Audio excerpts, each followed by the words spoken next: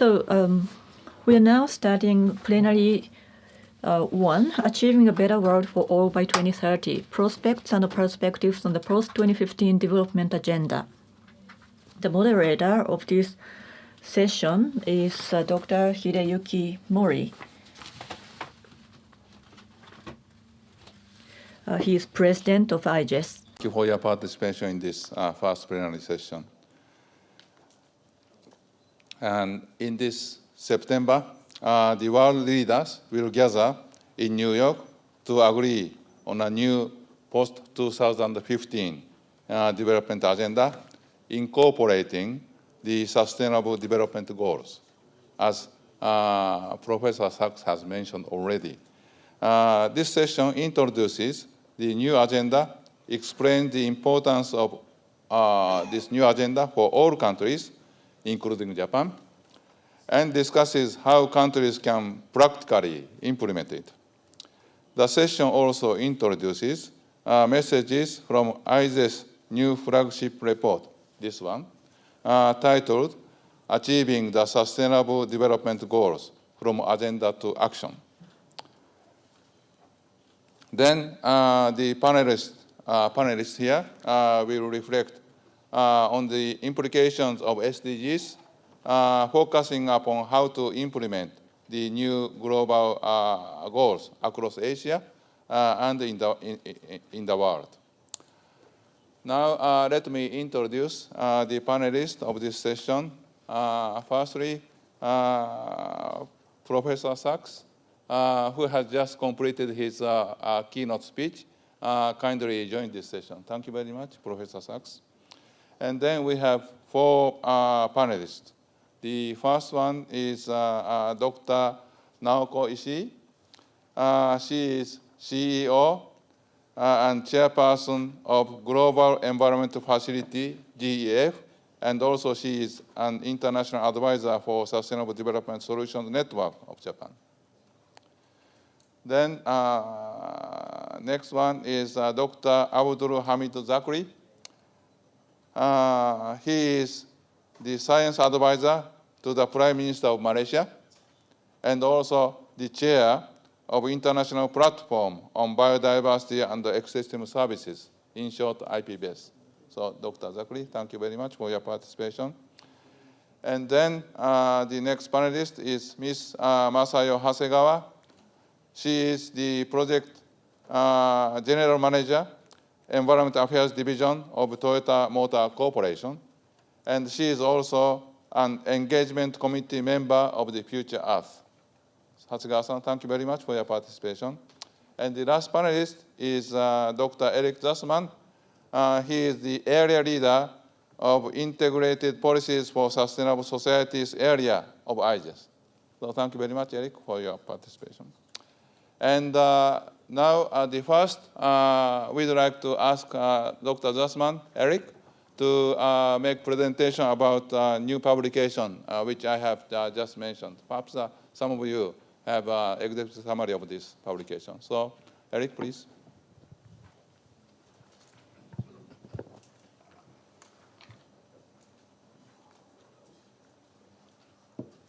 Okay, thank you very much, Mori-san, and thank you very much, esteemed panelists and audience. So today I'm going to give a presentation on our recently published book entitled Achieving the SDGs, From Agenda to Action.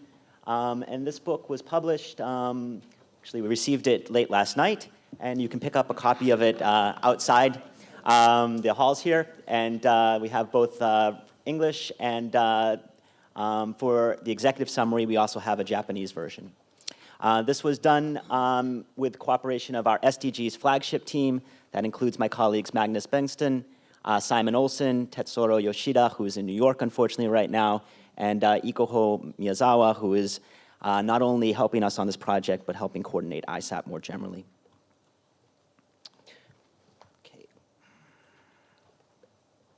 Okay, the starting point for my discussion is really sort of the starting point for this book. And it's this idea of sustainability crises. And this was raised also in Dr. Sachs' presentation. And we can see these crises becoming more and more apparent. I mean, we saw the picture of what's happening outside of Los Angeles right now. And this is my own personal take on one of the important manifestations of these crises. This is a picture of the Yellow River.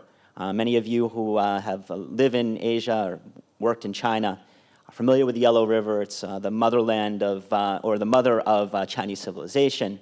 As you can see right here, the Yellow River in many parts is dried up.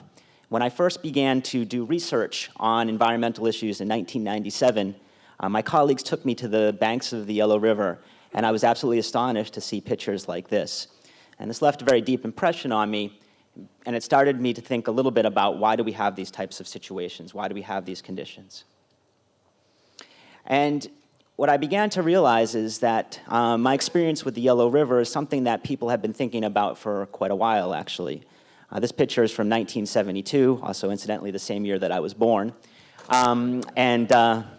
Yeah, a little bit gray on the sides.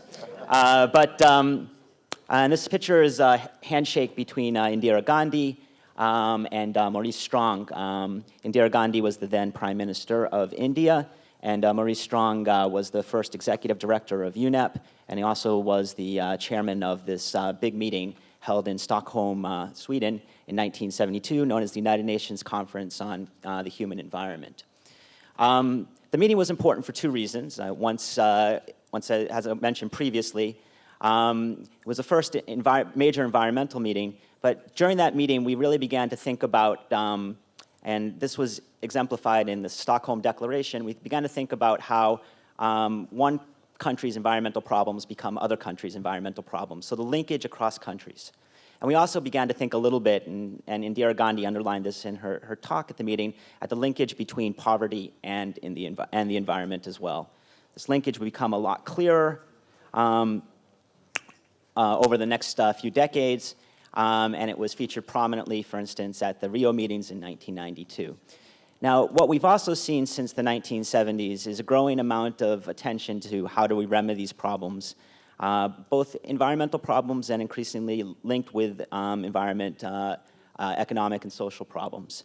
And so we've seen, as you can see right here in my slide on the top, if you're the audience, the top right-hand corner, a growing amount of multilateral environmental agreements. These actually peaked in the 1990s and come down a little bit as there's been an attempt to sort of streamline and reduce some of the congestion in terms of these agreements. We've also seen a growing amount of environmental laws. So the bottom right-hand side, these are environmental laws from the United States. And then last but not least, the bottom left-hand corner, we've seen a lot of action at the local level. This is depicting cities in Europe that have climate change plans. And this was done on a review of over 200 cities, and about 60% of them already have climate change plans. So what I would suggest to you, and this is sort of one of the main arguments of our book, is that in terms of actual treaties, in terms of legislation, in terms of action plans, perhaps we have already accumulated a significant amount of paper and a significant amount of words, but the action has not been nearly as impressive. And so what we have instead, and it's depicted by this image right here, is what I would call implementation gaps. When I first took over the position that I'm working on right now, my colleague Robert Didham introduced me to this idea of persistent implementation gaps. And I would suggest that this is really appropriate characterization of what we see and experience when we begin to look at how policies, how treaties, and how action plans are implemented. Now, what we see happening now and what we're looking at in the next 2 months or so, and then for the 15 years beyond that, is how can the Sustainable Development Goals come into this picture and help us close these implementation gaps. And what we'll talk about a lot when we focus on the implementation of Sustainable Development Goals is a new acronym. This acronym is MOI, or Means of Implementation.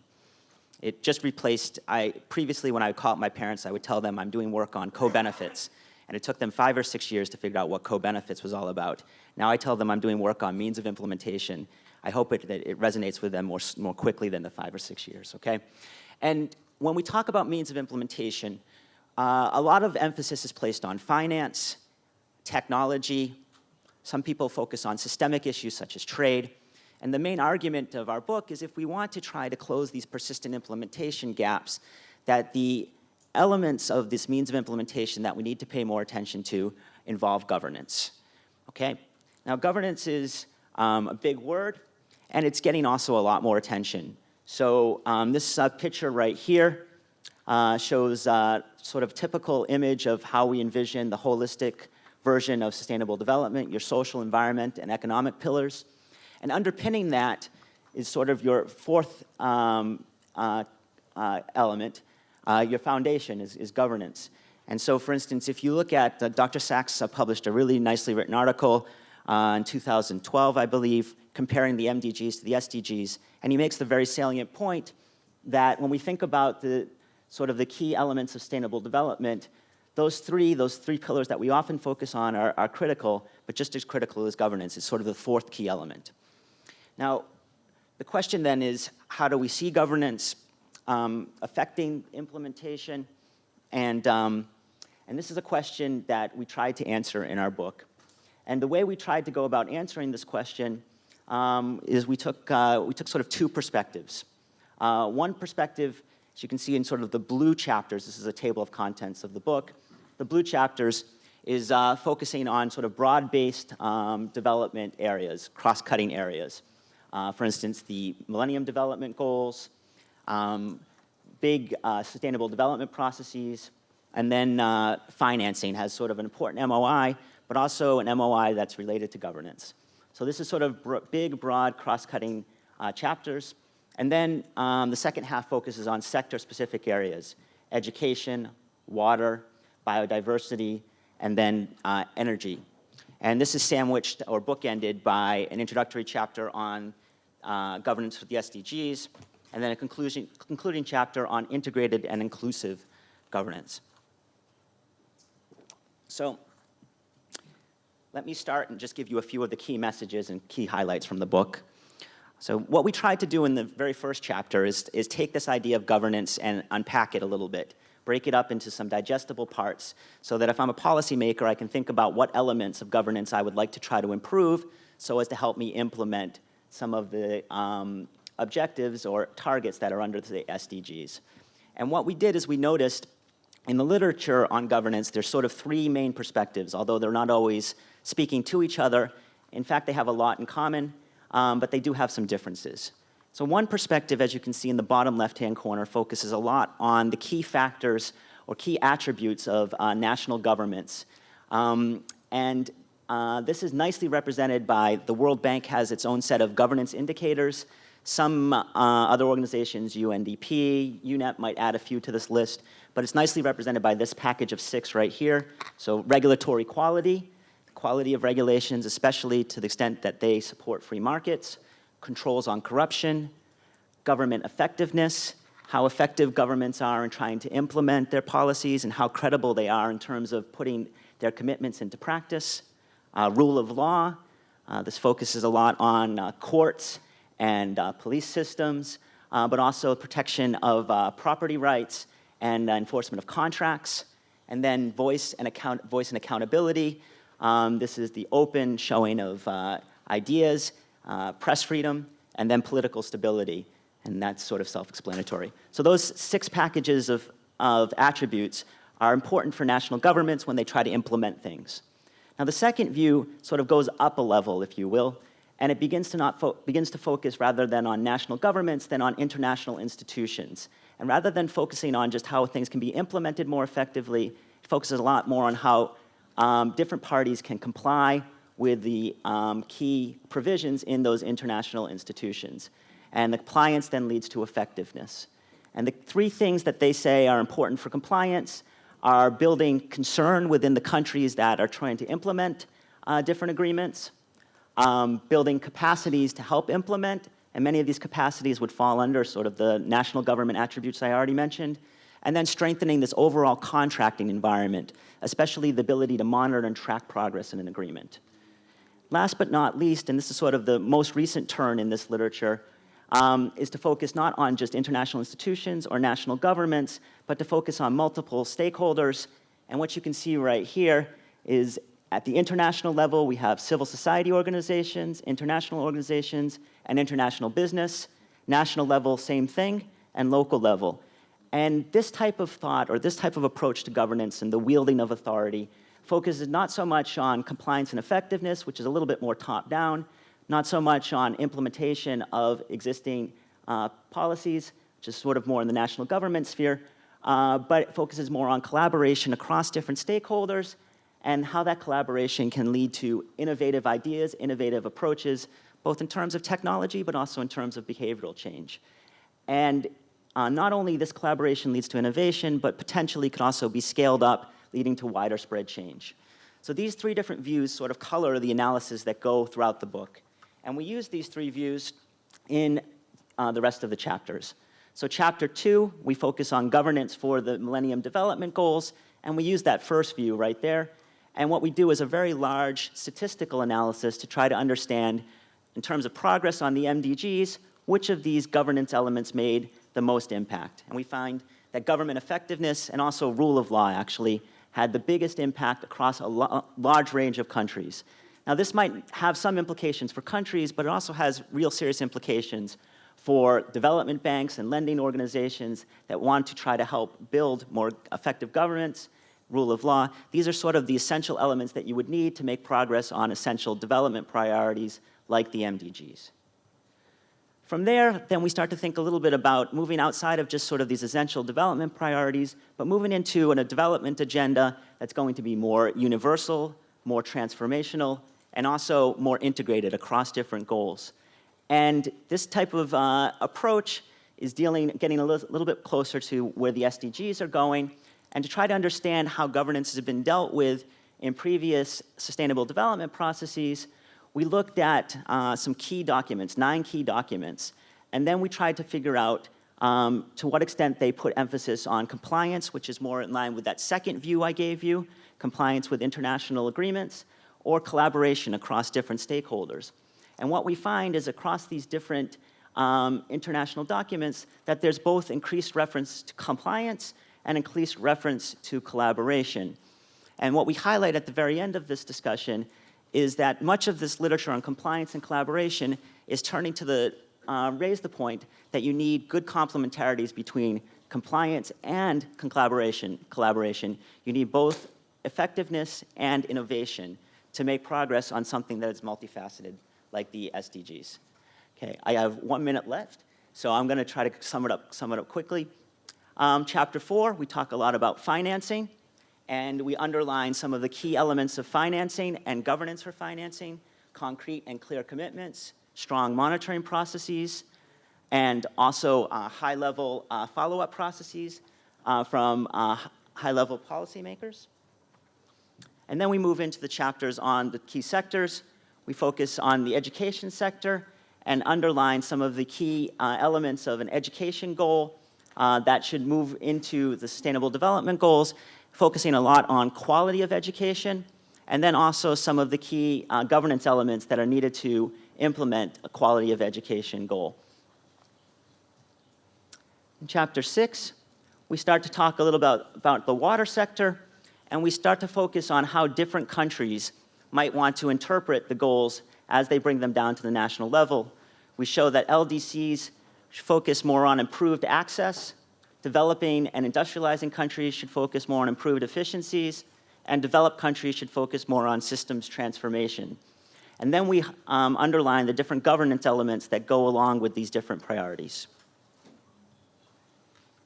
Chapter 7 focuses on biodiversity and linkages with existing legal instruments like the Convention on Biological Diversity and its Aichi targets. And we highlight the importance of making synergies between the Sustainable Development Goals and these existing targets. And in those synergies, we highlight the importance of consistent targets, consistent engagement mechanisms, and consistent report and review mechanisms. And then chapter 8 brings us a little bit all the way back around to the energy goal. And we talk about energy in terms of differentiating the priorities of different countries between access, efficiency, and eventually sufficiency or consumption, but also the interlinkages between many of the different goals that are related to energy. So energy is related to water, climate change, and food. And what we highlight here is that the energy goal, in many ways, is a means of implementation for many of the other goals. The last part of the book just raises some areas for future research. And we highlight, especially as countries begin to get ready for implementing the SDGs, they're going to need better tools and better data to find synergies across different goals.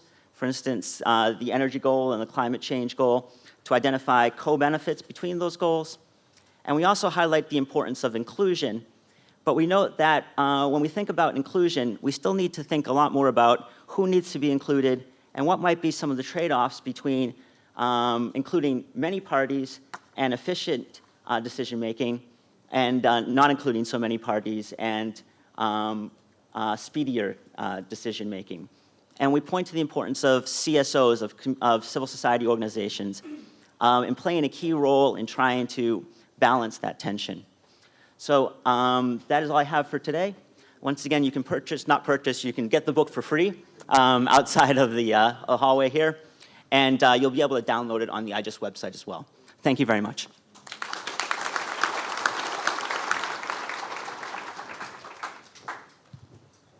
Thank you very much, Eric, for your very nice and concise presentation. And I have one clarification with him. That is this. The major message of this publication is the importance of governance in implementing SDGs. But the governance challenges may be different from country to country. For example, in this chapter 8, talking about energy, the priorities for developing countries is to improve access to energy. But for emerging countries, maybe improve efficiency. But for developed countries, the priority could be transformation of energy sector. The challenges are different. Therefore, governance questions naturally be different. So could you elaborate these governance challenges according to the different categories of countries?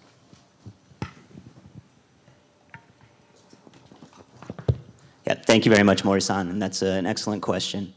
What I didn't say during the presentation, but one of the underlying messages, I think, from the book is in terms of moving from access to efficiency to sufficiency, so from maybe an LDC context where access is crucial to a developing country context where efficiency becomes more important, and to a developed country situation where sufficiency and reducing perhaps consumption levels becomes more important.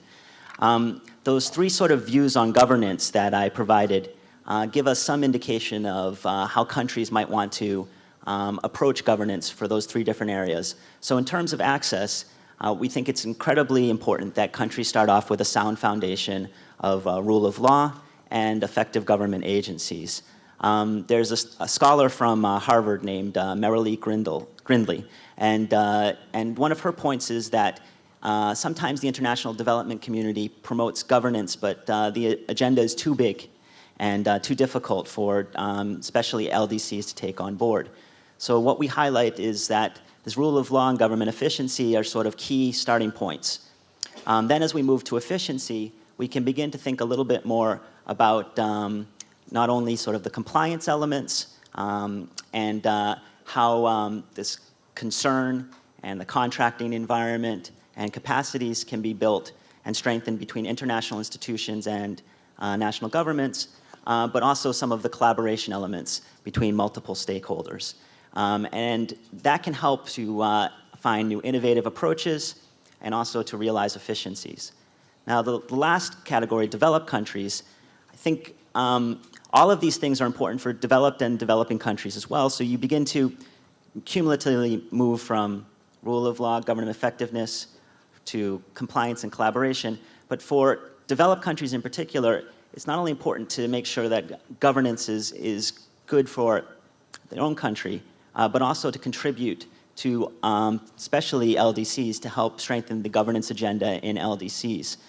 So to help give back some global public goods and help promote governance elsewhere. So I think if we think about it in the sort of those three phases, in terms of access to efficiency to sufficiency, and then think of it in terms of the three models that I held up at the beginning, I think that gives us some pathway to think about these relationships. Thank you very much, Eric, for a very clear answer to this. Now we are going to ask other panelists to make a very short initial speech, keeping in mind that in this speech you are expected to express your views about overall observation of SDGs and how your organizations are going to be associated with it and their new role. Then with this, I'd like to ask Dr. Ishii for your speech. Very good morning to everyone. And I really would like to thank the organizer for having me at this milestone conference. I need to address those three questions Mori-san asked in my 5 minutes, so I need to be super efficient. So my first point is how I see that the SDG as a mechanism. Actually, that we are all in together in this year of 2015, which is a pivotal or defining year. We just finished the financing for development. In September, we have SDG, but in December, we do have a COP21. In my view, all those three processes are trying to address fundamentally the same question, maybe the biggest question that humanity is facing, that is to find a way to continue to develop our economy without compromising the opportunity for the future, or how to continue to pursue the prosperity within these planetary boundaries. One distinctive feature of the SDG in my mind is there is a recognition that we need to stay within this safe operating space, which Johan Rockström introduced. Finding this pathway to a sustainable development or transition to low carbon resilient development actually requires a transformation, comprehensive transformation of our key economic systems such as energy system, or how to organize our cities, and also how to do this food production or land use system. And of course, we need to keep in mind the social inclusiveness and longer-term environmental sustainability. So this really requires us a massive, very heroic and comprehensive exercise of the whole transformation. And in my view, SDG of those 17 goals and 169 indicators are trying to guide this massive transformation. My second point is that how my institution, GF, is trying to implement this SDG. In fact, the GF, as you may know, that was created in 1991 in the eve of first Rio summit, where this basic concept of three pillars, economic development and social inclusiveness and environmental sustainability, all together interwovenly support the sustainable development. So the concept is there. The issue has been the implementation. In fact, in 1992, in 2012, a science magazine, Nature, in its article, actually rated three Rio conventions, climate change, biodiversity, and land degradation, all F failure mark, because those and the world is not really meeting its core objective, which also means that GF, which is created to serve those three conventions, actually got an F mark. So why we are failing to achieve this mission? It's partly because it's a lack of resources. It's always the issue. But it's not only the resource issue, it's more like a governance issue in my view. Actually, Eric gave us a beautiful presentation about the governance. In my view, that despite the fact that the ecological system or Earth system really doesn't respect the man-made border, that what we do have in terms of the provision of global public goods is actually facing or constrained by a lot of man-made silos. The treaties themselves are man-made silos. The nations are also becoming silos. And within the government, a lot of ministries are becoming silos. So there are a lot of man-made silos. So in order to achieve or implement SDGs, one of the challenges is how to break out those man-made silos. So this leads to my third point. And that is how that we plan going forward. We plan to contribute the implementation of the SDG.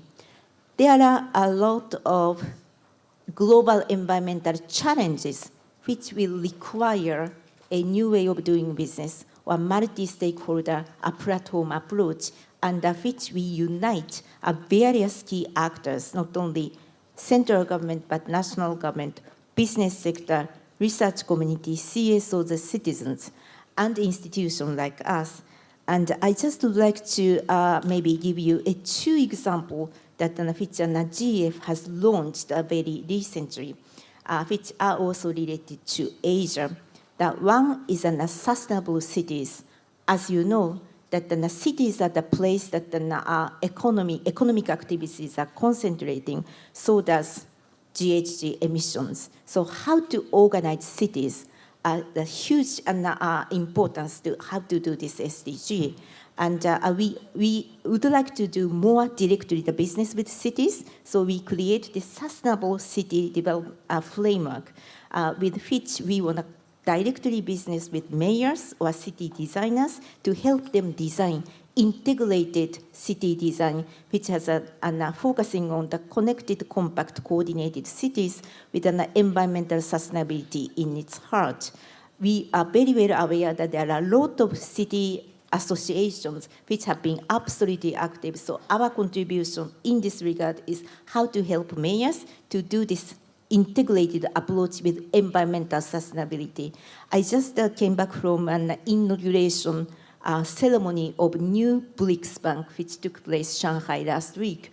There is a lot of discussion about the infrastructure. Yes, 70% of the city infrastructure are yet to be built. So there is a huge chance to do it right, but also do it wrong. So that my point there was that how to do this sustainability, sustainable infrastructure, focusing on the environmental, long-term environmental sustainability. Now my last example that how the GF actually has initiated this multi-stakeholder approach. This is actually the greening supply chain of global commodities in Indonesia, Malaysia, that in those countries actually have a lot of palm oil, oil palm field, which is causing a lot of deforestation of the rainforest, which has a huge damage on the consequences of a global environment.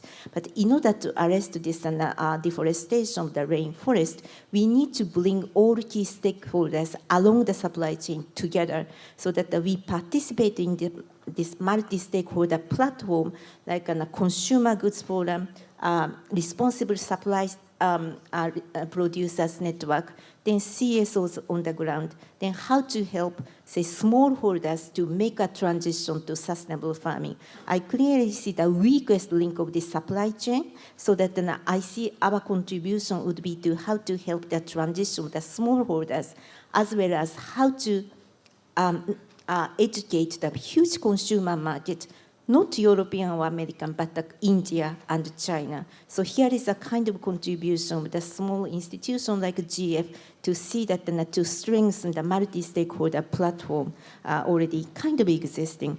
In my final words, while launching this multi-stakeholder platform, I was very much helped by SDSN, because SDSN that Jeff has established is a network institution which unites quite a various thought leaders. And I have been very much inspired by just joining there, listening where the challenges are, where the multi-stake platform approach would be most useful. So I really hope that SDSN in Japan can contribute for us to aspire that our mission. Thank you so much.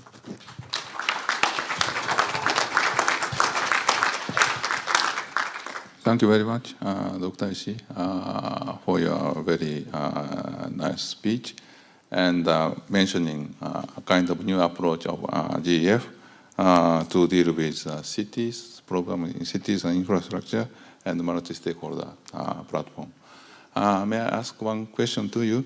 GEF has been supporting developing countries to deal with global environmental issues like climate change, biodiversity, and others. Now in SDGs, we see a few other environmental issues included, like solid waste management. How could you deal with these new kind of environmental issues to be included in SDGs, keeping the mind that the mandate of GEF remains to be global environmental issues? Thank you so much for this great question. In fact, to draw the line between local environmental issue and the global environmental issue is always very, very challenging because they are interlinked and they are kind of coming from the same source. In fact, Johan Rockström's this planetary boundary updated version in 2015 actually give us a great answer to it because he has successfully updated by identifying how local system and global system are interlinked and also how those 9 systems are kind of interlinked with each other. So for us, the important point is to identify the entry point where the institution like a GF, which has a global environment as a core mission to find, that where we could be most useful. But in order for us to be effective, it's also important that with whom, with which institution, with which actor, we can work together. By doing that, we can really make a huge and systemic impact on this global and local environmental issue. Thank you very much. Now let me request Dr. Zachary to make an initial speech. So Dr. Zachary, please. Thank you, Chair. I'm very honored to be here with very eminent speakers this morning. We were asked to respond to 3 questions.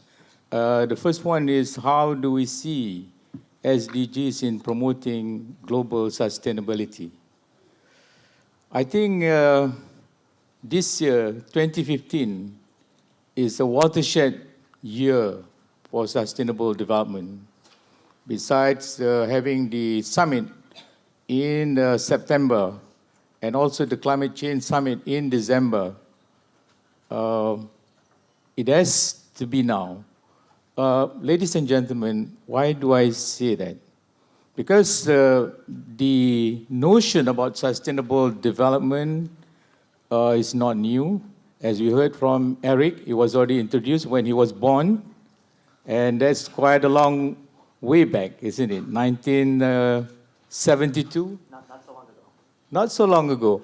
But, the global community has been addressing this problem at the Earth Summit in 1992, at the World Summit on Sustainable Development in 2002, and we have just gone through the Millennium Development Goals era, and now we are on the brink of the SDGs. But as we have heard from Professor Sachs and also the IGES report this morning, things are not really changing in the way that we wanted. So it's quite disturbing. And I'm not talking to the group here. This is a captive audience who's very sensitive about the issues. I think we have some public relation problem here. It's not the crowd here. You guys know the issues. It's how do you get your message across to the public? The problems about sustainable development is not being attracting the kind of reaction that we wanted from the public.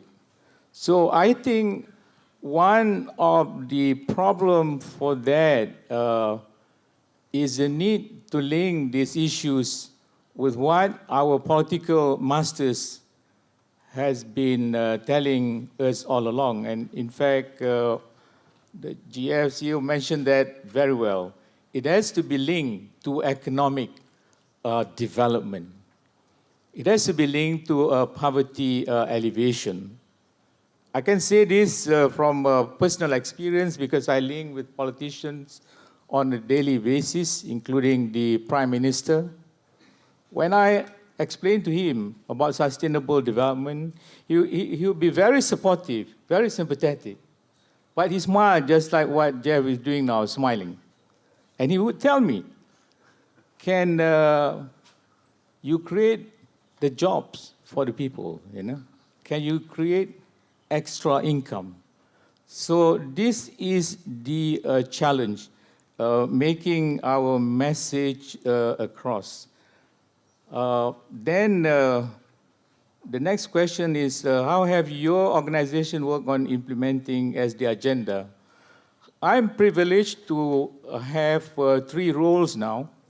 One of that is the founding chair of a new intergovernmental platform on biodiversity and ecosystem services. This is a copy of the highly successful IPCC. Of course, IPBS is for biodiversity and ecosystem services. And here we are trying to promote sustainable development goals through trying to arrest biodiversity loss and ecosystem degradation.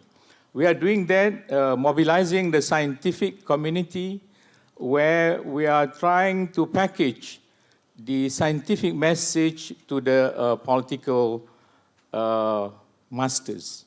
So in a sense, this is one other area that we need to think. The interface, the dialogue between the expert and the policymakers or the public. The second role I played is one of the 26 members of Ban Ki-moon Scientific Advisory Board. This is, again, filling into the SDGs. What we are trying to do here is to highlight the role of science, technology, and innovation as an engine for economic development. So one of the slides that Professor Sachs mentioned just now is exactly that. There are lots of things that STI could contribute towards economic development. And the final role I have is as science advisor to the Prime Minister of Malaysia. In short, this is trying to position how STI can also create prosperity to the country. It's a very slippery slope in a sense. Ms. Ishii just now mentioned about the oil palm, which has been getting a lot of bad press. But if you ask Jeff, you would know that the oil palm plantation in Malaysia in particular, and also in Indonesia, these are vehicles for poverty alleviation. In fact, when we gain independence, the poverty rate is around 70%, and currently it's about 0.6%. So one of those manifestations is the oil palm plantation. But the problem is, how do you practice sustainable development? How do you take care of the orangutans in the jungle, you know, the flora and fauna? This is the challenge. So one of the challenges of SDG, ladies and gentlemen, is a balance between development and environmental protection. And the last one, what are possible roles that we can play in the region? I am so encouraged again by your lecture, Jeff, when you mentioned that some of the big players in the region here, namely China, Japan, and Korea, are in the forefront of leading the cause for green growth. I think it augurs well, but the smaller countries like mine would definitely be following the lead, and we would be supporting such kind of endeavor. In fact, before I finish, one of the things that has been anchored by IGES is the low carbon network, which is getting a lot of traction among academia, industry, government officials in the region. Thank you.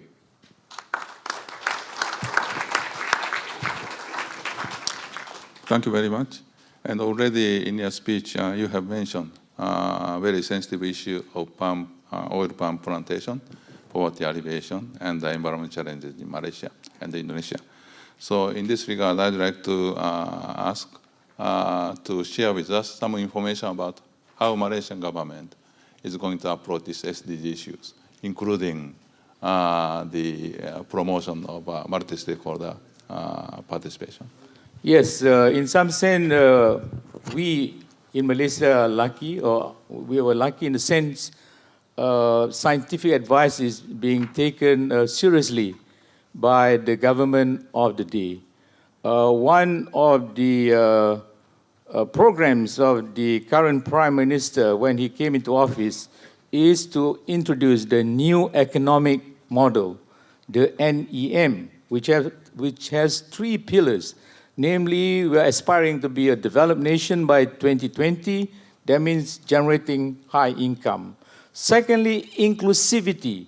One of the essence of SDGs when it says no one should be left behind. And thirdly, environmental sustainability. So with that new economic model, through the SDSN Malaysia chapter, which was launched by Professor Sachs in 2013, Jeff, remember? We are working closely, not only with the Environment Ministry, but with the Economic Planning Unit. That is the powers that be in government. So with the Economic Planning Unit, essence of SDGs are creeping into national plans like the 11 Malaysia plan, which is going to be launched next year, 2016, over the next 5 years. There are elements of SDGs. The SDSN Malaysia chapter also is working closely not only with government agencies, but also civil society and the business sector. So I'm very hopeful that we can make a difference here, but we can make a difference also with support and collaboration with our international partners and friends. Thank you. Thank you very much. Now may I request Hasegawa-san to make a brief initial speech. Thank you very much. This is my great honor to speak as a panelist at such a prestigious panel discussion. And please allow me to speak in my native tongue in Japanese. So please wear your earphone in order to listen English. Yeah. So Toyota 自動車は So Toyota Motors is involved, is a part of WPES or WBSCG. Before I came to Toyota, when it used to be Business Council for Sustainable Development, that was in 1992. There was Rio Summit. I participated there, and there was what's called Changing Course, BCSD's proposal. I was involved in the creation of a proposal made by BCSD. And what became apparent was that there was a difference between industrialized countries and developing countries, or the conflict between the two. That's been an issue when you talked about sustainable development. But when it came to SDGs, we need to go beyond the advanced countries and or industrialized countries and developing countries. There's a focus on inclusiveness, sustainability, and resilience. So SDGs that emphasize these elements, I have a lot of expectation or high hopes for SDGs because of the principles behind this, which is that nobody should be left behind. At the company or the organization that I belong to, and how that organization has been promoting or involved in the promotion of SDGs. To talk about that, Toyota has put together in 1992 our reward or a prize. And Toyota's global vision mentions that Toyota will have the awareness to be mindful of environment. So based on this principle. There's a 5-year environmental plan.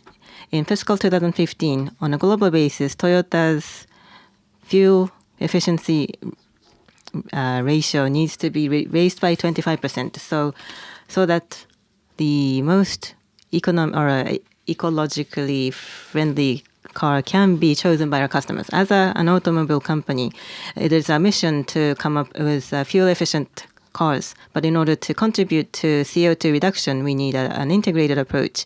So fuel efficiency and infrastructure development to improve the traffic and eco-driving to be done by the customer. So partnership is important. At the automobile associations, we have taken up this integrated approach, and we have collaboration in developing countries as well. As part of sustainable development activities, UNEP Global Award was given, and we provide support to activities that support the environment. We became aware of multi-stakeholder importance, so we have Toyota Stakeholder Dialogue, which is held every year. Now, as for my own experience of multi-stakeholder partnership, in 2012, Rio Plus 20 towards Rio Plus 20, in order to promote the dialogue among stakeholders, we got together with the stakeholders, and I participated in a preparatory meeting for Rio Plus 20. At this preparatory meeting, we shared information among stakeholders, we exchanged opinions, and planned and executed workshops for this occasion. And in order to promote the sustainable development, we created a proposal from Japan and submitted to the Secretariat of Rio Plus 20. From business community, as being part of a business community, it was such a wonderful experience to be part of this preparatory meeting. Towards the target of Rio Plus 20, we had multiple discussions to come up with a proposal. We recognized the differences, and we were able to collaborate well to have a certain result. Now, as for going forward, what roles can I play in implementing SDGs? To answer that question, WPCSD, which Toyota is part of, there's a guidebook for companies, or we have a plan to publish a guidebook based on SDGs. It is the evaluation of impact for corporations, KPI settings, and implementation guide. So Global Compact, GRI, Global Reporting Initiative, together with these organizations, we are to work on this guidebook. For companies to set a commitment to the SDGs, the purpose is to present the methodologies. At Keidanren, the business community in Japan, after 2013, we have been promoting low-carbon society. So this is a third pillar, and that includes international contribution to the developing countries that are willing. We will promote the energy-efficient products, or we will strengthen international cooperation. So we are to make further contributions to reducing CO2. As part of a business community, there is a lot of role that can be played by business committees in Japan.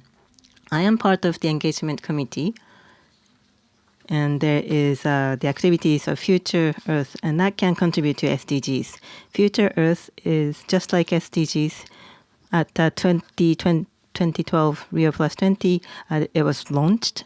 Future Earth takes up the integrated solutions and sustainable future.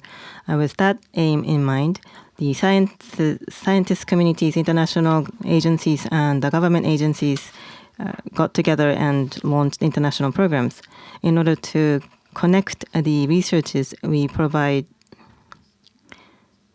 funding agencies are also part of this program to provide the funding to scientists. That's one feature.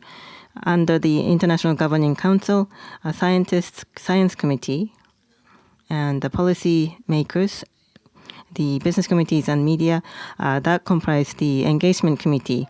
And these committees and 5 countries, Canada, France, Japan, and Sweden, and the US, the International Joint Secretariat and regional secretariats over 5 regions, are promoting the research of Future Earth. So at Future Earth, the role to be played in Japan, when I think about that, there's research and the promotion of future talent developments, especially in Asia. Economic development is taking place rapidly, but also there are environmental pollutions hotspots as well. So in Asia, the research needs to be led by Japan so that the traditional worldview of nature and values can be balanced, and also disaster reduction, innovative environmental technologies, Japanese science and technology knowledge can be utilized so that SDGs implementation can be facilitated. So this way, Future Earth and as part of business community, Keidanen, WBSTD, we are to utilize the partnership so that we can make contribution to SDGs implementation in Japan and in Asia. Thank you very much. どうもありがとう。 Thank you very much. So Toyota as a corporation and Ms. Hasegawa as an individual are participating in a variety of forums to make contributions to sustainable development goals. Recently, hydrogen-based cars are being produced for the future launch at your corporation, Toyota. In relation to that, you made the technology of hydrogen-based car available. I think being in the private sector, innovation is very important, but you have decided to make the technology available to all. Why?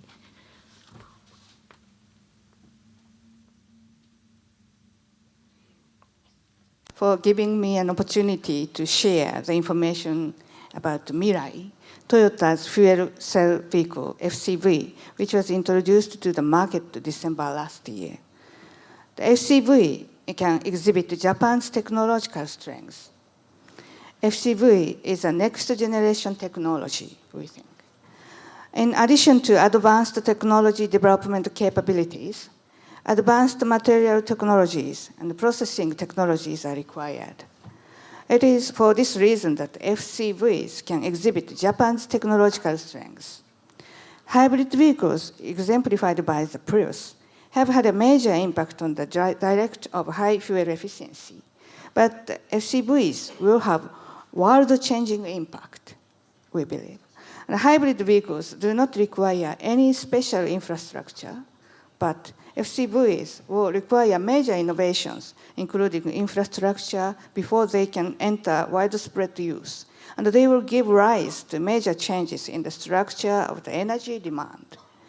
So we believe that spreading these technologies from Japan to other parts of the world will also be highly significant. And we need other collaborative partners to enhance this. So that's why we open our IPRs to open to the world. Thank you very much. Thank you very much. And we are now coming closer to the end of this panel session. Perhaps some of you would like to ask questions to the panelists, but let me ask very important two questions to Professor Sachs. And if we have still remaining time, I'd like to open the floor for further questions, if we are lucky. So may I ask two questions to Professor Sachs? That is, these are the Economist, very famous journal, commented on SDGs recently, and they said SDGs would be unfeasibly expensive and cost up to 4% of world GDP. And therefore, question is, can you comment on this economist view that funding simply is not available to implement the SDGs? First, thank you. I'd be happy to comment on it. The Economist is completely wrong. And moreover, I'm surprised because the editor-in-chief is a former student of mine. So basically, if we could achieve the Sustainable Development Goals, which call for universal quality education, universal health coverage, climate change control, renewable energy, protecting the ecosystems. And then the economist says this would cost 4% of our income. Can you imagine a better bargain on the planet? They call that unsustainable or unfeasible. Of course that makes no sense. This is a great bargain. What we can't afford is to be unsustainable, because then we're absolutely going to wreck the world and leave billions of people behind. So this is really a great quotation that shows how confused we are. 4% of our income is only 4% of our income. It leaves 96% for the things we're doing. And it says that for a small fraction of our income, we could achieve sustainability. Of course we should take this on. I think it might be a little bit less expensive, maybe 3%. That's the calculation I've made in the past. But even if it were 4%, I'd say it's the greatest bargain on the planet. So it raises two questions very briefly that I want to just focus on. One is the mindset. Our current global economic system runs on profit. So it encourages greed, it encourages short-sightedness, it does not encourage problem solving. That's our big problem. That's why we need to put sustainable development in our consciousness, because this is fundamentally a matter of attention, consciousness, and ethics, not of economics. If we can't understand that it's a good idea to invest 4% of our income for sustainable development, that shows that we have a profound ethical failing and consciousness failing, not a profound economic problem. The second thing is on governance. What I didn't hear enough, and I agree with everything in the report, but what I didn't hear enough is about planning. To achieve these goals, we need plans. We need government strategies aligned with companies like Toyota for plans. I was just looking at the statement by President Kennedy in May 1961 when he said, "I believe that our nation should commit itself to the goal before this decade is out of landing a man on the moon and returning him safely to the earth." That was a goal, to go to the moon and back. It required a plan. NASA made a plan. The government invested heavily in the plan. Many private businesses participated in implementing the plan. It created a whole new field of space science, of satellites, of GPS, of many things that we use today. But it wasn't just saying we need good governance, or we need cooperation, or we need multi-stakeholder partnerships. You need a plan to get to the moon.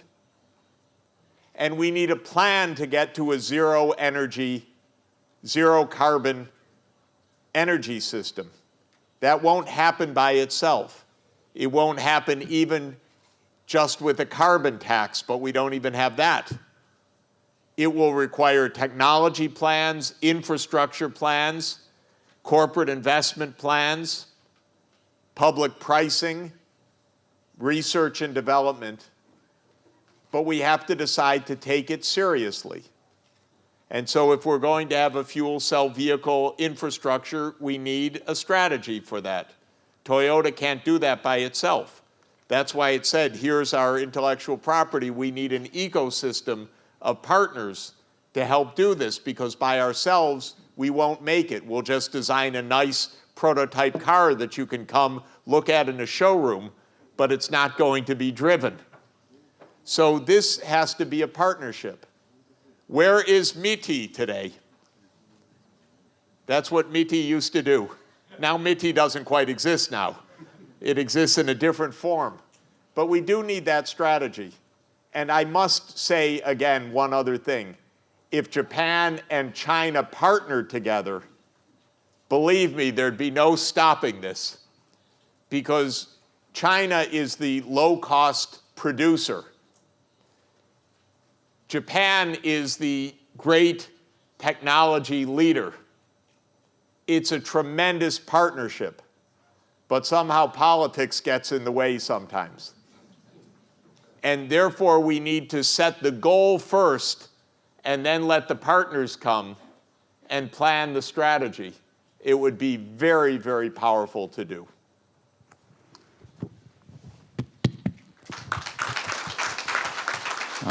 Thank you very much. It almost sounds like closing remarks for this session. Thank you very much. By the way, time is up already for the session. But before we close this session, I'd like to add one message with you. That is, SDGs. That's one of the two major focuses of this ISAP this year. And therefore, we are going to have a series of sessions on SDGs after this. So please do join these sessions and ask many, many questions. And with this, I'd like to conclude this session. And please give a big hand to these panelists.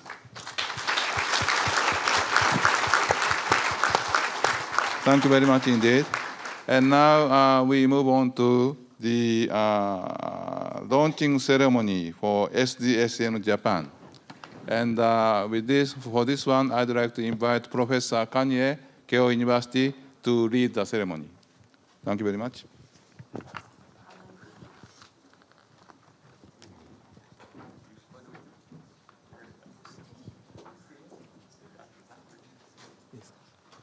Thank you very much, Mori-san, for introducing our SDS in Japan launching ceremony. Now, let us start the launching ceremony for SDS in Japan. Yesterday, we held the in-argument meeting of the Council for SDS in Japan. And the Council decided to officially establish SDSN Japan. For your information, please refer to the flyer placed at the back of this venue, which looks like this. And Professor Sachs, we have the honor to have you for this ceremony at this meeting. I'd also like to now introduce the council members who are at this conference today. Professor Hironori Hamanaka, the council chair. Professor Suzuki from Hosei University. Mr. Arakawa from Sumitomo Corporation. Mr. Sueyoshi, Vice Chair of Executive Board, Japan Renewable Energy Foundation. And Professor Takahiro Nakaguchi from Shibaura Institute of Technology. I'd also like to introduce that Ms. Hasegawa, who is also today at today's plenary, is also one of our council members. And we have Dr. Ishii as our international advisor. And of course, we are very pleased to have Professor Zachary, who is the chair of SDSN Malaysia chapter, as our strong supporter and potential collaborator in the future. I'd also like to invite SDSN Japan Council Chair, Professor Hamanaka, to address some remarks at the beginning.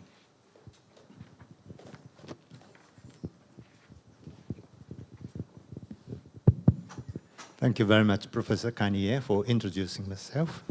Professor Jeffrey Sachs. We are extremely honored to launch SDS in Japan today with your presence. And I wish to present you the prospectus, which is, yes, here. Prospectus that has been signed by the members of the council that had first inaugural meeting yesterday to create SDS in Japan. We are fully committed to contributing to sustainable development in close collaboration with a broad range of stakeholders, as well as other national and regional SDSN networks. We are very much pleased to be a part of a global SDSN network and are looking forward to working with you towards achieving our common goals. Thank you very much.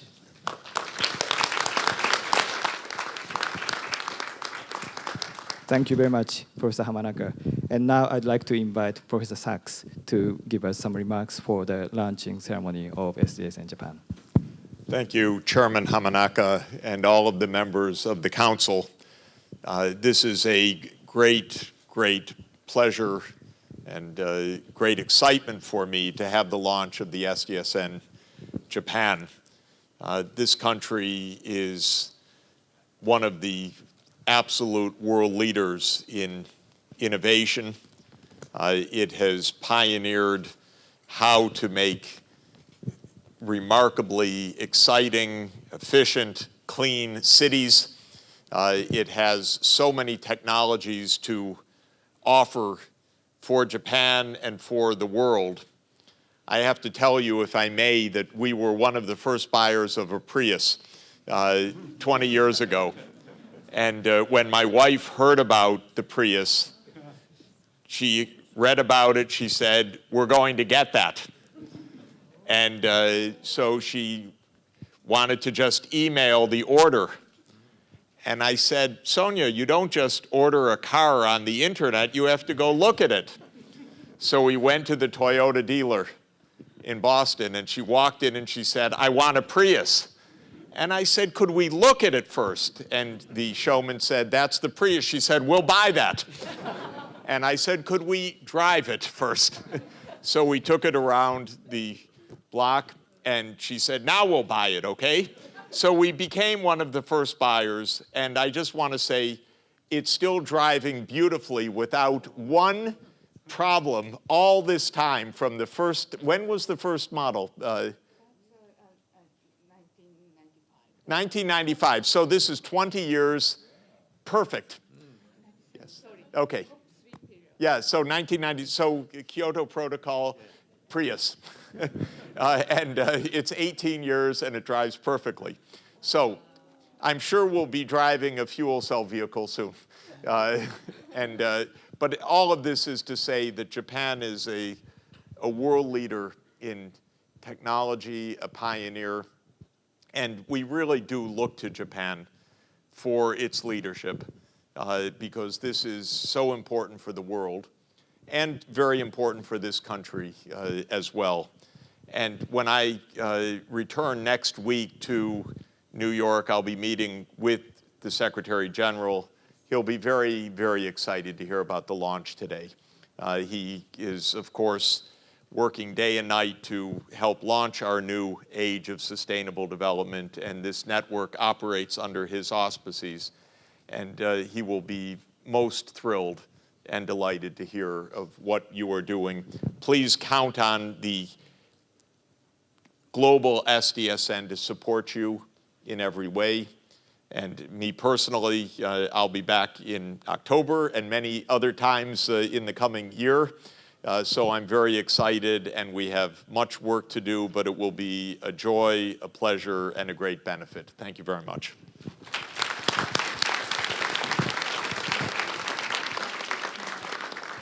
Thank you very much. And I just forgot to mention that Shiv Samshur, who is standing up there, is also our strong contact point to link our SDS in Japan with the global SDSN. Thank you for joining us today. Now I'd like to proceed with the photo session for this Memorial Day. And So those of you who have camera, especially those from the press, please come to the front. might look as if it's a wedding ceremony, but if you have a camera, please do come up to the front.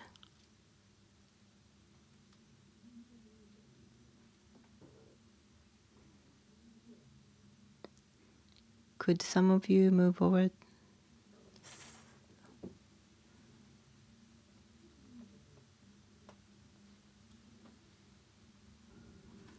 So we'll start with this camera.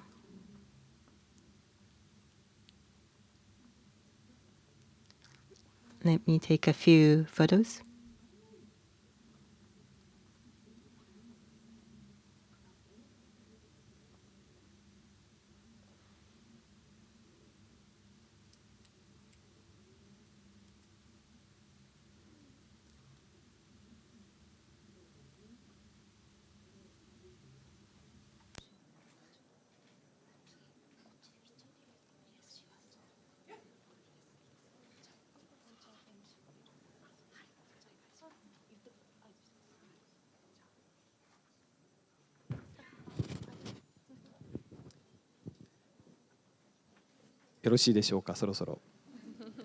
Is everyone okay?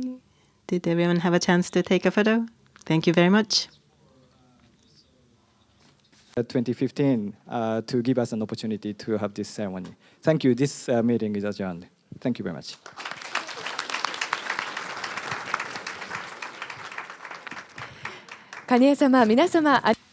Professor Kanye, everyone on the stage, thank you very much. So with that, we conclude the plenary session number 1.